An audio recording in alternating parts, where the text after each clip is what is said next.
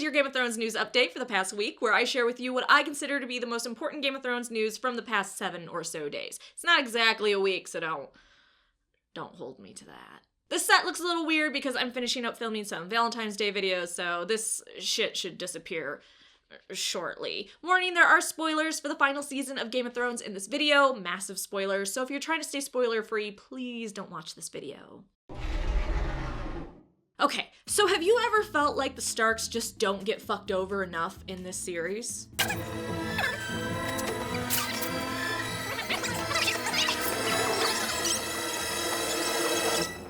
If you answered yes, then you are gonna absolutely love Season 8.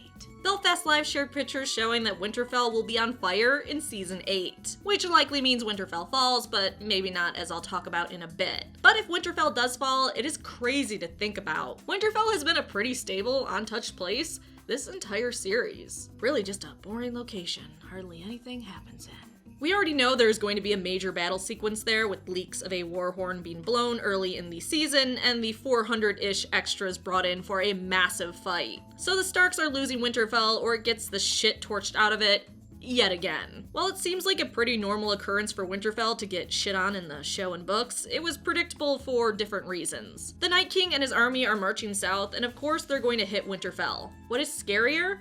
Wintertown, the little town just outside Winterfell that is brimming with 15,000 plus squishies in the books during the colder seasons, is one of the first scenes we'll see in Season 8. Why do we see Wintertown first in Season 8? Because they want to remind us of the location before the others attack and make their army a hell of a lot bigger. I think it's easy to guess that Winterfell falls and then Jon and Dany are forced to fall back and make another stand against the others further south. And along the way, of course, they're going to lose a lot of characters that we absolutely love because this is Game of Thrones and the final season. I think it would be awesome if only one main character made it to the very end and they're just standing in the middle of Westeros and looking around at all the death and destruction. And I feel like we can all agree that we want that character to be Sansa. Sorry, I'm obligated to say at least one nice thing per video about Sansa, otherwise I get death threats. There's always the possibility Cersei attacks Winterfell, and this is what we're seeing, as last news video I talked about what looks like Lannister soldiers attacking outside Winterfell, but it was too hard to make out for certain. Interestingly, there's also video of them using a battering ram outside of Winterfell and chanting in unison. The Whites usually don't chant in unison, but then again, I didn't know Whites could swim, so what the fuck do I know? So maybe these are regular old living human beings attacking Winterfell. Or maybe it's just extras making sure they're in sync and the shouting will be taken out later. Still, the Night King is likely going to wreck Winterfell. And with actors saying they cried after reading the end of the series and Peter Dinklage saying Season 8 is heartbreaking, maybe we actually see all the Starks are wiped out. Though there are certain sources saying that though the fires look devastating to Winterfell, it won't actually destroy the castle. That the battle will result in some fires, but in the end, Winterfell keeps standing. In that case, the others could be moving on while trying to hold Jon's attention at his family home so they can wreck the Seven Kingdoms shit elsewhere.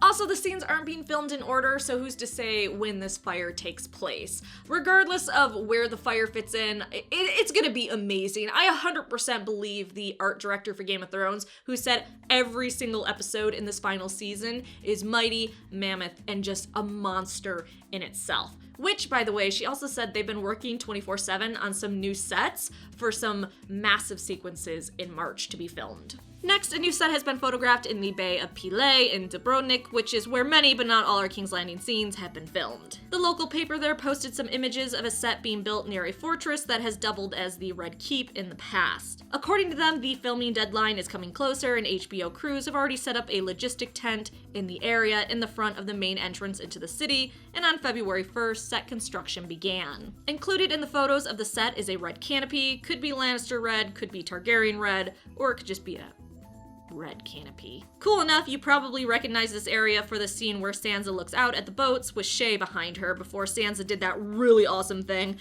we all love her for. Man, we love Sansa. She's just the best. Next, some major characters actors have been seen in Iceland. Tormund, Brienne, Sam, Jorah, Gendry, Jon, and Dany will be in this location filming something. Perhaps some of them go on a suicide mission to hit the others before they get to Winterfell, which just sounds fucking stupid, so they'll probably do it. Or maybe they rescue our sweet Tormund and Brienne realizes that he is her soulmate. They get on a boat and GTFO across the summer sea and let those other suckers deal with the others.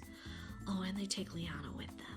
No George news, besides just like me, he's mourning the death of an amazing author, and if you have kids, I highly recommend her books. I'd start with The Wizard of Earthsea, but that's probably because it's one of 2 books that changed my entire life, no exaggeration, as a little girl. Thanks for watching, make sure you like, subscribe, and make sure you only say nice things about Sansa in the comment section down below.